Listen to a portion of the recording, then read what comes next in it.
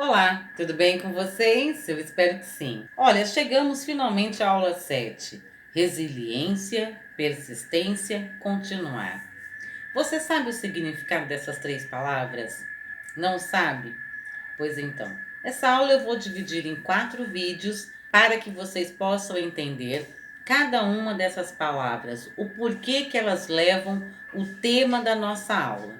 Também quero pedir desculpas para vocês pelos externos, pelos barulhos externos. Nós estamos na primavera e todas as cigarras estão aqui no meu quintal. Você deve estar se perguntando, né? Ana, se você vai dividir essa aula para explicar cada uma das palavras em um vídeo, por que então 4? É porque hoje eu quero contar para vocês a história do homem que me fez inserir essa aula no História de Sonhos. Sim, ele que transpira inspiração, Abílio Diniz.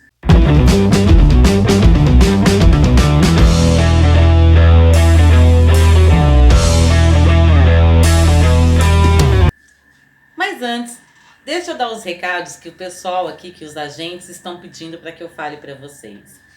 A Elisandra postou no nosso Instagram os ganhadores do projeto Quero Livros. Se você ficou com dúvida, fique tranquilo. No site do História de Sonhos, amanhã sobe a lista. A postagem que ela fez vai subir e ficar fixa lá no site. Ana, eu não ganhei, e aí?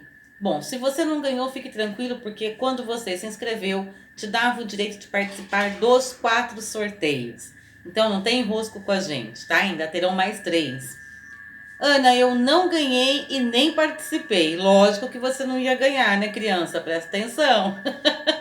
Você ainda pode ir até o site do História de Sonhos e se inscrever lá, tem um botãozinho logo no cabeçalho, Quero Livros. Se inscreva, preencha o formulário, ainda serão 3 sorteios todo dia 25. Combinado? Não esqueça, comenta, compartilha, mas principal, se você não é inscrito ainda no nosso canal, eu peço a vocês que se inscrevam e ativem as notificações. Acompanhe a gente nas redes sociais e essa semana tenho 2 convites especiais para vocês. Primeiro, sexta-feira agora, dia 2, eu vou receber lá no História de Sonhos, no nosso Instagram, a Jaíse, que é uma psicóloga que vai fazer um bate-bola comigo sobre ansiedade às 7 horas da noite. Eu quero que vocês vão para lá assistir o que a gente está falando. Não vai ser transmitido para outras plataformas, tá? O livro do História de Sonhos fica pronto até o dia 30 do 10, o livro que fala sobre ansiedade. Mas, a partir de amanhã, você já pode ir no nosso site e colocar lá seu nome, caso você já tenha interesse na pré-venda, tá? Já vai estar lá para vocês, para a gente receber os e-mails de pré-venda. Ele vai no formato e-book e para o ano que vem ele vira livro físico. Amanhã começamos a campanha do Outubro Rosa. Para quem me conhece pessoalmente sabe o quanto essa campanha é importante para mim, o quanto eu me preocupo com esse assunto. Para quem não me conhece, desde 2006 eu faço a campanha com todos os alunos sobre o Outubro Rosa, combate e prevenção ao câncer de mama, que também é um câncer feminino que mais mata mulheres e pode aparecer em homens. É um câncer que pode atacar também homens. Então, no dia 7, nós vamos fazer uma live nas múltiplas plataformas, inclusive aqui no horário da nossa aula, e eu já estou convidando vocês antecipado. Vambora? O Abílio Diniz, ele é um dos maiores empreendedores do Brasil. Ele tem, quando o nome é varejo, Abílio dos Santos Diniz, ele é uma referência tanto no Brasil quanto na América. Esse homem tem uma história de incrível inspiração para qualquer pessoa que deseja aprender, empreender, sonhar e desenvolver o que sonha. Ele nasceu em São Paulo em 28 de dezembro de 1936. O Abílio, ele é o mais velho de seis filhos, né, que os pais tiveram. Os pais eram imigrantes de Portugal. Então, o que a gente aprende com a história do Abílio, né? Muitas coisas. Primeiro, que a família de Abílio já era do comércio, mas que ele tinha um desejo um pouco diferente do que o pai sonhou para ele. O pai tinha uma padaria chamada, na verdade uma doceria, chamada Doceria Pão de Açúcar. E ele cresceu dentro da doceria do pai, né, ali em São Paulo, naquela região, e foi cursar a universidade depois, mas desde muito pequeno ele cresceu vendo o pai ser do comércio, lidar com o comércio. Ele era um garoto bem gordinho, então as pessoas tiravam sarro dele por conta disso. Ele sofreu muito bullying, naquela época não existia essa palavra, essa nomenclatura, mas as pessoas tiravam muito sarro dele porque ele era gordinho. Para vencer o peso, ele foi fazer esportes. Entre os esportes, as artes marciais. Então ele se tornou perito, especialista em artes marciais. Ele fez segundo grau num colégio chamado Mackenzie, que existe até hoje.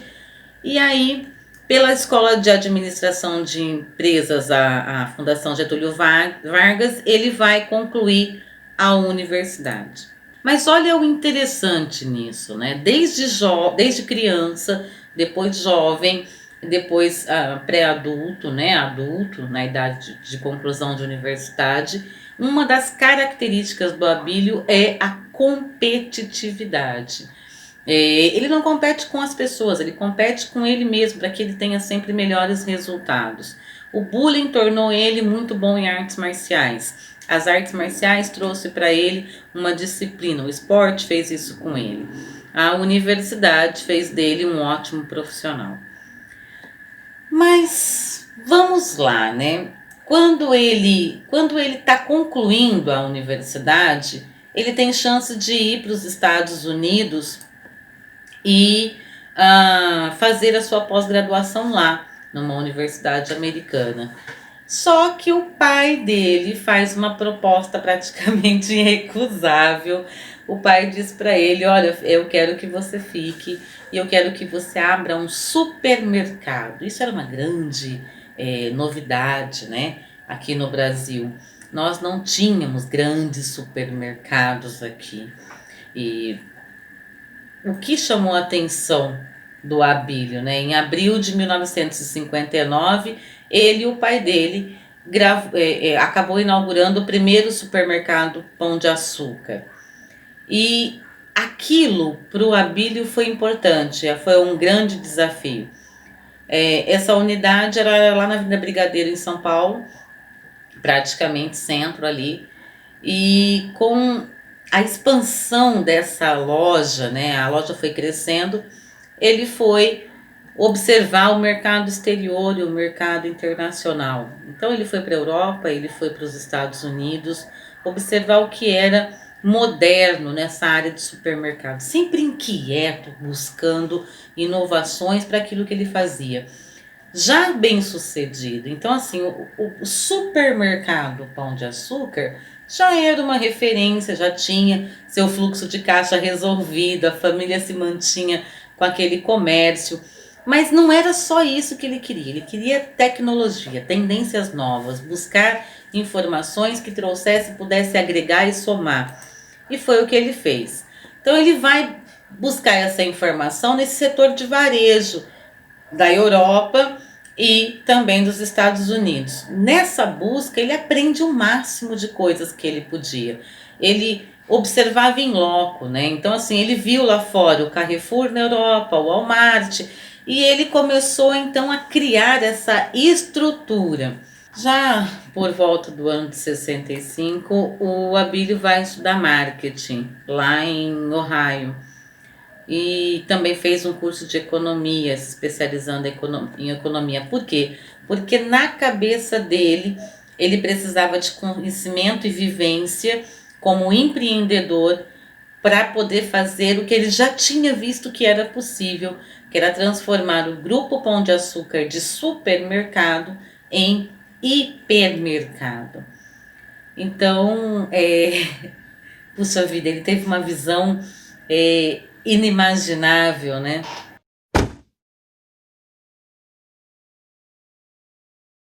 E o meu pai, que naquela altura tinha uma pequena doceira com serviço de festas, ele tinha construído um predinho e não sabia bem o que fazer na loja, e ele tinha ideia de fazer um cinema, enfim, todas as coisas que passavam pela cabeça dele não me entusiasmavam muito.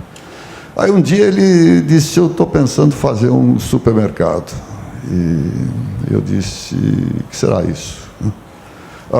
E aí fui ver, gostei, disse: aqui tem um business, aqui tem um negócio. Bom, ele vai com seu grande amigo e fiel escudeiro Luiz Carlos Bresser para a Europa, conhecer o Grupo Pão de Açúcar de perto, pelos bastidores, dentro das entranhas daquela organização, porque esse é o alvo, né?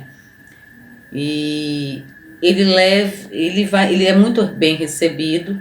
Ele descobriu todo o passo a passo daquela estrutura, até o tamanho das escadas rolantes do Carrefour na Europa foi usado de modelo para que ele pudesse implantar aqui o Grupo Pão de Açúcar. Então, no formato que nós temos, né? E ele mostra desde sempre as suas habilidades de liderança, de se consolidando como um nome de referência mesmo, uma voz no mundo varejista.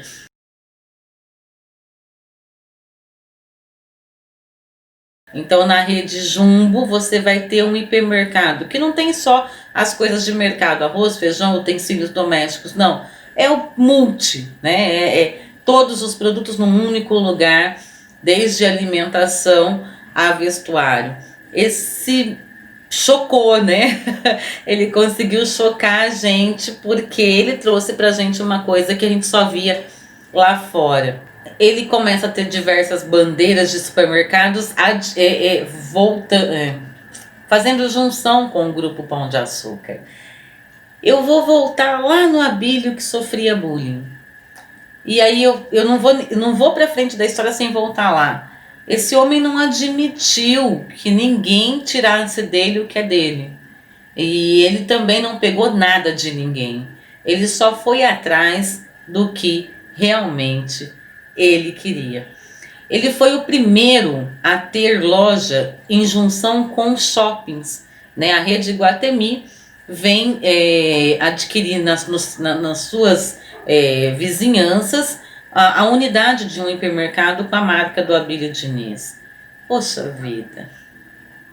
Dominou o mercado nacional. E o que eu aprendi rapidamente nos meus estudos, que eu sempre estudei e continuo estudando até hoje, esse ramo da distribuição, é que esse negócio é um negócio de grande volume. Então, não é uma questão que a gente percebe se pode ou não crescer. O sucesso está exatamente no grande volume que você consegue ter no negócio, e evidentemente com as margens baixas que o negócio tem.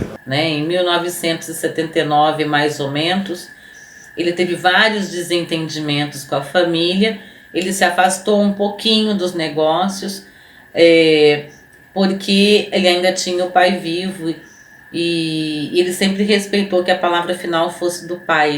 Ele sempre entendeu que ele era o cara da transformação, mas que ele era o filho, e que no mínimo se deve respeito a pai e mãe, no mínimo. Você pode discordar, você pode, enfim, mas no mínimo respeito. Então ele ficou afastado por conta disso, ele aceitou tudo que o pai propôs. E o pai tinha, por mais que viesse do comércio, tinha esse medo, né, de puxa vida, de empreender a esse tamanho, né? Estava grande demais já, é bem isso. Bom, eu procuro dizer sempre para mim mesmo: eu quero ser hoje melhor do que eu fui ontem, amanhã eu vou querer ser melhor do que eu sou hoje. Isso envolve crescimento. Primeiro, o crescimento pessoal. Acabei de falar para vocês, busquem aprender. Mas envolve também um crescimento daquilo que você está fazendo. Não é que você seja obsessivo e que você nunca se contenta com aquilo que tem. Não, a gente precisa, é uma coisa que eu procuro passar para as pessoas, nós temos que saber amar aquilo que nós temos e não apenas aquilo que nós desejamos. Nós temos que pensar grande, ter metas aspiracionais grandes, mas nós temos que ser capazes de estar satisfeito, de amar aquilo que nós temos hoje. O pai dele foi presidente das empresas até 1989. Nessa época, o Mário Henrique Simons, que era ministro da Economia, chamou o Abílio para fazer parte do Conselho Monetário. E ele coordenava ali a questão de produção de boletins econômicos. Os 10 anos que ele ficou nessa ponte aérea, né, São Paulo, Rio e Brasília, enfim, por conta de estar dentro dos bastidores da economia do Brasil, ele percebeu que os negócios da família não iam tão bem. E aí o seu Valentim, que é o pai, fala: filho, volta, porque você é maluco, mas você funciona. Não foi com essas palavras, lógico, um bom português não vai falar assim. Mas o que eu quero dizer para vocês com isso? O pai dele reconheceu todas as habilidades de um bom negociador, de um homem das palavras, de um grande líder, de um grande varejista, de um homem de visão, de um homem de planejamento e de um homem que eleva qualquer empresa a atingir as suas metas. E aí ele volta para a presidência, a chefia do Grupo Pão de Açúcar. Ele vai sofrer um novo e duro golpe em 89, porque o que acontece? Lá em 89, ele foi sequestrado, né? Eu não sei se vocês lembram, se vocês souberam disso. Ele foi um dos primeiros casos de sequestro de pessoas em São Paulo, de grande repercussão, foi uma repercussão nacional, o sequestro que aconteceu com ele. Ele é uma pessoa notória, ou seja, ele tinha pouquíssima chance de sair vivo disso. E ainda tinha um agravante, porque a quadrilha que fez o sequestro era a mais especializada, né? Na época ele dispensava segurança, ele tinha muita liberdade, mas ele estava sempre, ele se sentia livre, né? Ele não entendia o nome, o sobrenome, o nome do grupo como algo que pudesse ameaçar a integridade dele, pessoa, Abílio, que queria ir na padaria comprar um pão, que queria ir no shopping comprar uma roupa, que queria passear com a família. Ele não se via tendo que se privar da liberdade. E aí acontece essa fatalidade com ele, essa tragédia, na verdade. E, enfim, quando ele sai, né? Quando ele sai desse sequestro, com todos os sequestradores presos depois, ele vai colocar a sua gana ali para recuperar o prestígio da família, o prestígio do Grupo Pão de Açúcar, e colocar o Grupo Pão de Açúcar de novo nos primeiros nomes. Quando chega lá por volta do governo Collor, ele vai passar por uma enorme crise junto com todo o país, né? O governo Collor confisca todo o dinheiro das pessoas, da poupança, e o Grupo Pão de Açúcar vai ficar à beira da falência. E à beira da falência significa um risco muito grave. Então ele executou um plano drástico de defesa, assim. Ele não poupou nem o primeiro escalão da empresa, ele cortou gasto de cima a baixo, inclusive dele e da família, para recuperar a potência que o Pão de Açúcar era anterior ao plano Collor, e também para recuperar a questão de não ter que demitir tantas pessoas. Ele sempre prezou pela questão de pessoas que trabalhavam para ele, com ele no grupo. Eu acho isso muito importante ressaltar aqui.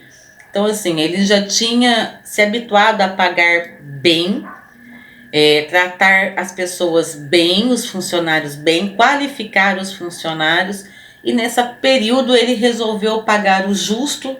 Olha, né, ele nem disse para pagar menos, ele resolveu pagar o justo, reduzir os treinamentos, a qualificação profissional dos funcionários, para que ele pudesse manter ali o maior número de pessoas possíveis e passar por essa crise econômica que o Brasil passou. Vamos pensar, muita coisa aconteceu. O Abílio Diniz, mais lá na frente, lógico, ele vai né, voltar aí aos topos. Chegou a mais de 625 lojas.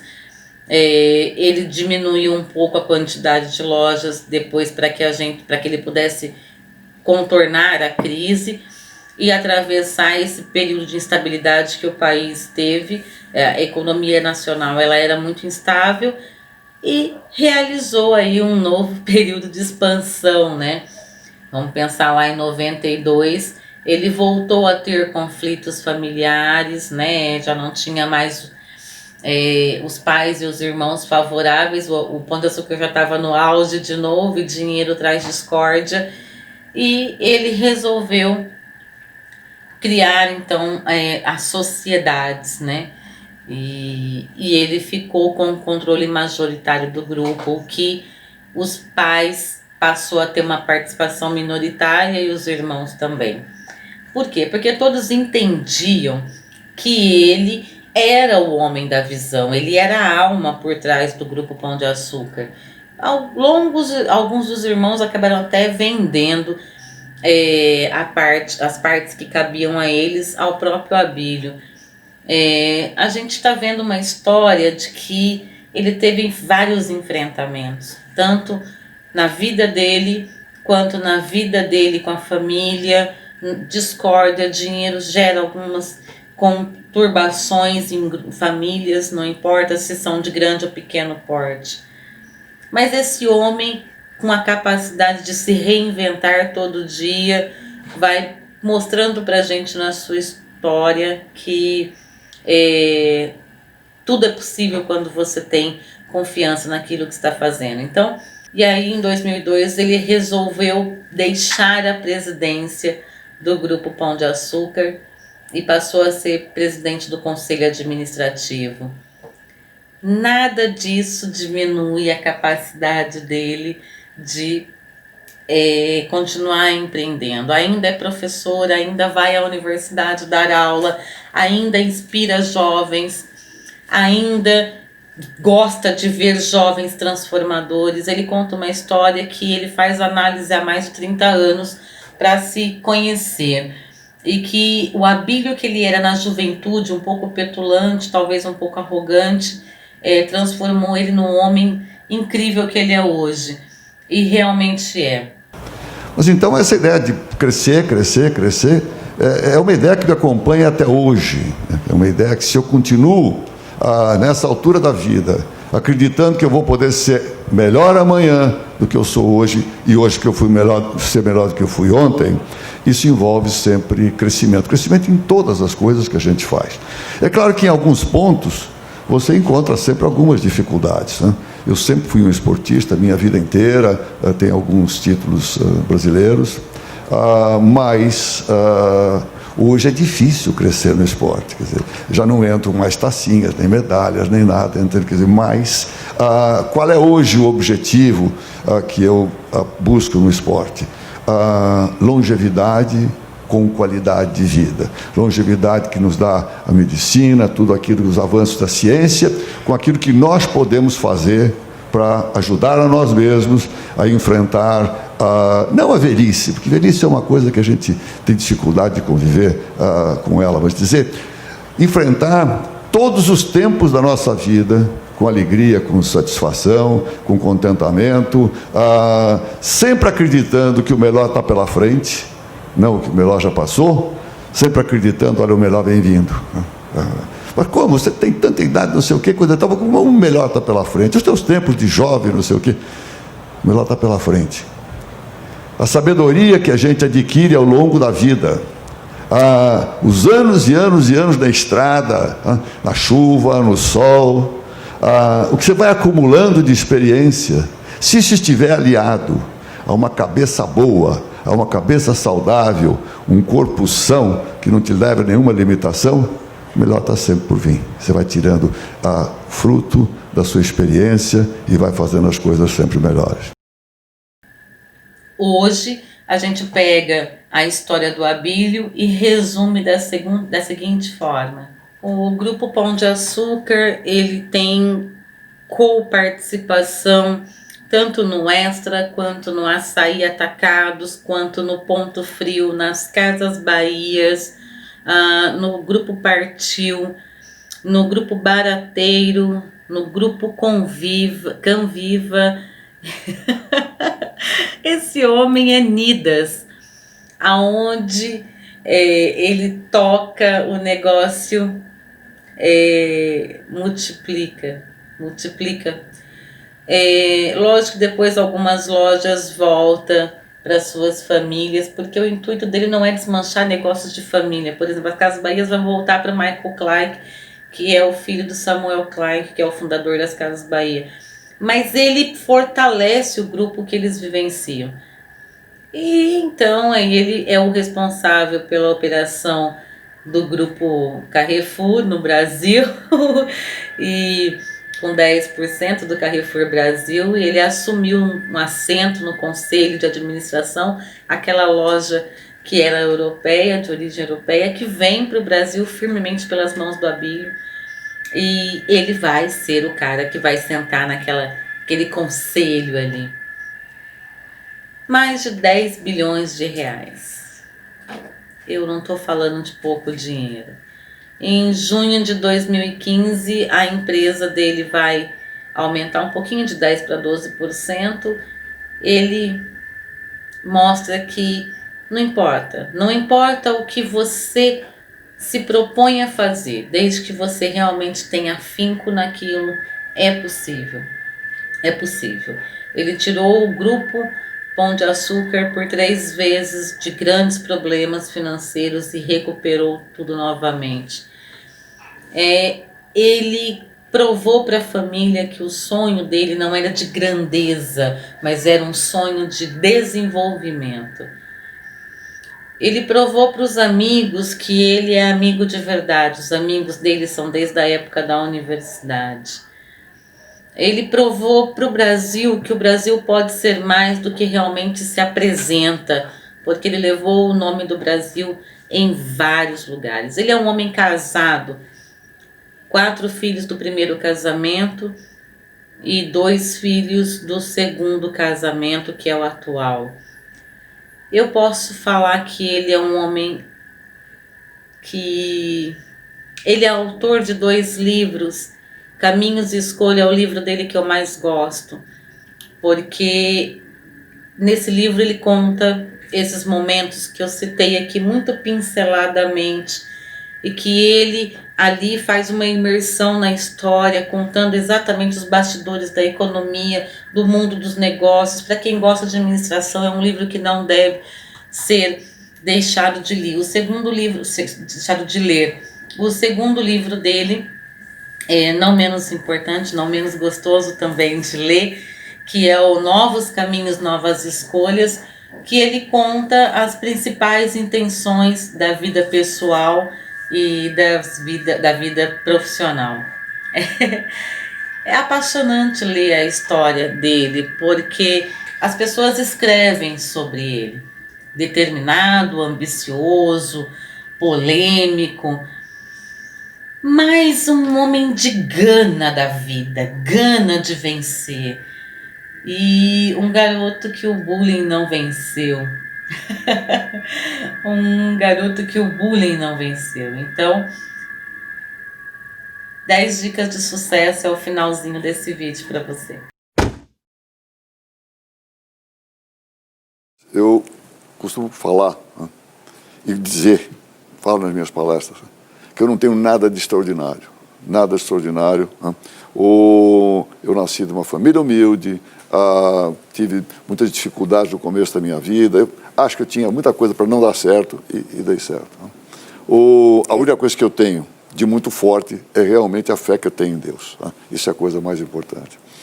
Existe uma frase em inglês, né, que até tem um livro de Jim Collins, tem esse título, O Great by Choice. Se você quer ser muito bom, se você quer realmente fazer alguma coisa importante na vida, você tem que escolher, e você tem que decidir, eu vou fazer alguma coisa. Flexibilidade é uma conquista, e é mesmo. Né? Eu tenho certeza absoluta que lá atrás, mais jovem, eu não era tão flexível, não era capaz, enfim, de seguir outros caminhos, de improvisar. se reinventar com tanta facilidade. Você vai aprendê-los ao longo da vida. Se eu vou entrevistar alguém para contratar, qual é a primeira coisa que eu olho nessa pessoa? Se ela tem aderência com os meus valores. Humildade, para mim, é fundamental. O que é humildade? Vamos lá, não vamos confundir humildade. Né? Humildade não é usar roupa velha e fazer voto de pobreza, nada disso. Humildade é você saber ouvir. Exatamente. É você saber dialogar. Você ter certeza que você não sabe tudo, que você sempre pode aprender muito mais. Exatamente. Tá? Isso para mim é fundamental. Isso para mim é eliminatório. O skill, quer dizer, a capacidade da pessoa, já é mais uma condição técnica. A pessoa pode ser formada, a pessoa pode ser melhorada, você pode fazer com que a pessoa suba muito através de treinamento. Mas a estrutura da pessoa, ela é mais complicada. Se a pessoa vem com uma estrutura ruim, é mais difícil você trabalhar.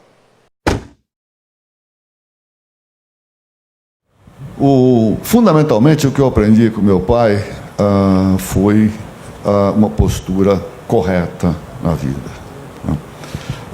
São aquelas coisas simples, quer dizer, que você, às vezes, tem a felicidade de aprender desde os primeiros dias, né?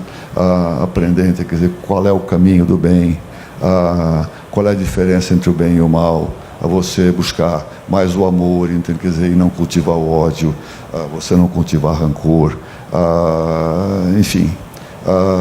Esses valores que acompanham a minha vida, eu os desenvolvi por mim mesmo, mas eles foram plantados dentro de mim pelo meu pai, fundamentalmente. Né? Minha mãe plantou dentro de mim uma percepção de que existe algo maior do que nós. Eu tenho 4 valores que para mim são básicos. Primeiro, humildade. Segundo, determinação e garra. Terceiro, disciplina. Quarto, equilíbrio emocional. Para mim, a espiritualidade para mim é fundamental. Eu já te disse aqui no programa e digo sempre, a única força realmente da Bíblia, que eu considero força mesmo, é a fé que eu tenho em Deus. E isso realmente é muito forte. Para mim, me dá conforto, me dá esperança, me dá otimismo, me dá confiança de que eu estou sempre... Claro, minha relação com Deus é um negócio assim importante. Né? Eu sou um pedinte, mas eu só peço aquilo que eu não posso fazer, e depois de ter feito a minha parte. Então, se resume, o que eu peço a Deus se resume, hoje é muito pouca coisa. Né? Se resume, Ele me dá saúde e protege a minha família. Isso é o que eu quero. Faz isso por mim, tá? E o restante deixa comigo que eu faço. Tem certas coisas que você tem que conseguir mostrar para as pessoas. No caso, vou pegar especificamente a disciplina. Tem que mostrar para eles o que eles ganham se eles usarem a disciplina como ferramenta. Esse negócio de ser muito disciplinado, coisa e tal, às vezes até não pega bem, principalmente os jovens e tal. Mas se você puder mostrar para as pessoas as vantagens de ser disciplinado. Eu sou um cara de rotinas. Tem muita gente que diz, pô, rotina, chato, isso é boring. Eu adoro as minhas rotinas. Eu sei o que faço, sei o que escolho. Quando estiver bom, eu mudo. Sem entender que se você tiver disciplina, disciplina o que é? É você ter agenda, é você não criar ilusões para não ter desilusões, é você não imaginar que você coloca 12 numa caixa de 6. E o cara até descobre, tipo, 12 não cabe. Mas eu sou o cara, eu boto 8. Não põe. É de 6, ele só vai colocar 6. Se tiver algumas coisas que você... o que é disciplina? É você tentar se organizar, minimamente. Você olhar o dia da manhã, a semana que vem, o mês que vem, até o ano que vem, o que você vai fazer, como é que você vai fazer? Isso é disciplina. Tem uma série de regrinhas que, se você conseguir mostrar para a pessoa as vantagens disso, e é fácil de ver, as pessoas assimilam, até com outro nome, não precisa chamar de disciplina, qualquer outro nome, regrinhas básicas para fazer melhor. 2 semanas, pouco atrás, eu fui fazer uma palestra no MIT para jovens que estavam se formando em MBA, e o tema que eu escolhi foi capitalismo consciente. O que é o capitalismo consciente? Em poucas palavras, é você ter alguma coisa além do lucro. Não é dizer, não, o lucro não é importante, não. O lucro é o mais importante de tudo. Tenha lucro e muito, senão você não tem empresa. Agora, tem alguma coisa a mais do que o lucro. Tem alguma coisa que lhe dê orgulho do que você está fazendo. Tem alguma coisa que lhe dê satisfação. Seja comprometido com todos os stakeholders, com todos aqueles que estão em volta da empresa. Olhe para eles, olhe para o cliente, olhe para os fornecedores, olhe para as pessoas que trabalham dentro da empresa, olhe para os acionistas, olhe para o meio ambiente, seja comprometido com ele, com o planeta, seja comprometido com a sociedade aonde você se insere. Isso é o capitalismo consciente. Eu pensei, Abílio, você ensina para os teus alunos que as empresas são todas iguais. As empresas são gente e processo, processo e gente, gente e processo, está certo, professor Falcone? É assim? Perfeito. Gente, processo, processo e gente. E é tudo igual, e é igualzinho na BRF. Não tem diferença nenhuma. É tudo isso. Põe a gente certa no lugar certo, organiza os processos e o mundo anda. A coisa mais importante é isso, não se faz nada sem gente. Empreender é conseguir fazer alguma coisa que realmente traga alguma contribuição. Qual é a contribuição que eu acho fundamental? Você cria uma empresa, seja do campo que for, qualquer setor. Você olha, puxa, mas já tem tanta gente aqui, não vou entrar. Ou então, puxa, não tem ninguém fazendo isso que eu me proponho a fazer na minha empresa. Desconfia, porque só eu vou fazer. Mas se você vai entrar com uma empresa num campo que é razoavelmente competitivo, você tem que perguntar: quais serão os meus diferenciais na minha empresa? Eu vou ser uma empresa apenas igual a todas as outras, ou eu vou ter um diferencial? Tem muita coisa que eu gosto de passar para o jovem. Tem uma coisa que é fundamental, que eu já falei aqui. É o yes. Eu posso. Se vocês não acreditarem em vocês, os outros não vão acreditar. Vocês têm que se convencer de que vocês são donos de vocês. Se receber um carro da vida, dirige o carro. Não senta de passageiro. E acredita. Acredita. Eu acho que isso é o fundamental. Vocês têm que acreditar que vocês podem, que realmente vocês podem. E vocês vão conseguir. Depois disso, olha, nunca percam a humildade. Tenham sempre consideração pelas outras pessoas. Procure sempre aprender. Tem uma outra frase também que eu gosto muito, e as pessoas às vezes acham que é marketing pessoal mesmo, mas não é. Que eu digo, eu quero ser hoje melhor do que eu fui ontem, mas eu vou querer ser melhor que eu sou hoje. Isso dá para fazer. Claro que você não consegue fazer isso em tudo, entende? Quer dizer, não vou querer jogar squash como eu jogava 10 anos atrás, entende? Mas dá para quebrar o galho ainda, dá para levar. Entende? Uma cabeça, aprender, coitado, dá para fazer. Dá para continuar sempre em evolução. E o jovem tem uma vida enorme pela frente. Busca aprender. Acredita e busca aprender. Seja humilde. Tenha determinação. Tenha vontade de fazer. Usa a disciplina. Tenha equilíbrio na vida. Eu acho que vai dar tudo certinho. Você gostou? Eu espero que sim. É uma história realmente muito inspiradora. Ler biografias melhora muito o seu desenvolvimento pessoal, porque você consegue perceber na história do outro os erros, os acertos, as dificuldades e que não é só a sua vida que tem grandes complicações. E lembre-se, se você não empreender os seus sonhos, você será muito mal pago para realizar o sonho de outros, desenvolver pessoas para empreender os sonhos. É isso que História de Sonho faz. Beijo! Se você gostou desse vídeo, deixe seu like, se inscreva no canal e ative as notificações e não esqueça de nos seguir nas redes sociais. Um beijo pra você e tchau!